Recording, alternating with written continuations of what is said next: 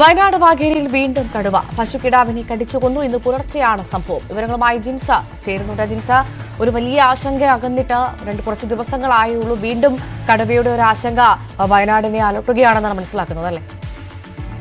തീർച്ചയായും മാസങ്ങളായി ഇപ്പോൾ കടുവാ ഭീതിയിലാണ് ഇപ്പോൾ വയനാട്. അതിന്റെ തുടർച്ചയായിട്ടാണ് ഇപ്പോൾ മീനങ്ങാടിയിൽ വീണ്ടും കടുവയുടെ ആക്രമണം ഉണ്ടായിട്ടുള്ളത്. മീനങ്ങാടി സിസിയിലാണ് ഈ 1 വയസ്സ് പ്രായമുള്ള പശുക്കിടാവിനെ കൊന്നത്. ഇന്ന് പുലർച്ചെയാണ് ഈ മീനങ്ങാടി ഞാറക്കാട്ടിൽ വീട്ടിൽ സുരേന്ദ്രന്റെ ഈ പശുവിനെ കടുവ ആക്രമിച്ച് കൊലപ്പെടുത്തിയത്.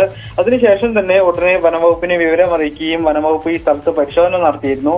നിലവിൽ ഈ പ്രദേശത്ത് കടുവയുടേതെന്ന് തോന്നിപ്പിക്കുന്ന തരത്തിലുള്ള കാൽപ്പാടുകൾ കണ്ടെത്തിയിട്ടുണ്ട്. ഈ കടുവ തന്നെയാണോ എന്നുള്ള കാര്യത്തിൽ ഇതുവരെ വനംവകുപ്പ് സ്ഥിരീകരിച്ചിട്ടില്ല. പക്ഷേ ഈ പ്രദേശത്തെല്ലാം നിലവിൽ വനംവകുപ്പ് പരിശോധന നടത്തുന്നുണ്ട്. ഈ മണ്ടകവയൽ അതുപോലെ തന്നെ TC വാഗേരി പ്രദേശങ്ങളിലാണ് ഇപ്പോൾ നിലവിൽ ഈ പരിശോധന നടത്തുന്നത്. ഈ പ്രദേശം മുഴുവൻ എസ്റ്റേറ്റുകളാൽ നിറഞ്ഞിരിക്കുകയാണ്. ധാരാളം എസ്റ്റേറ്റുകളുണ്ട്. അതുകൊണ്ട് തന്നെ ഈ കടുവ ഈ ഭാഗത്ത് തമ്മടിച്ചിരിക്കുന്നു എന്നുള്ളതാണ് പറയുന്നത്. 1-ലധികം കടുവകളുണ്ട് എന്ന് തന്നെ നേരത്തെ പറയുന്നുണ്ടായിരുന്നു.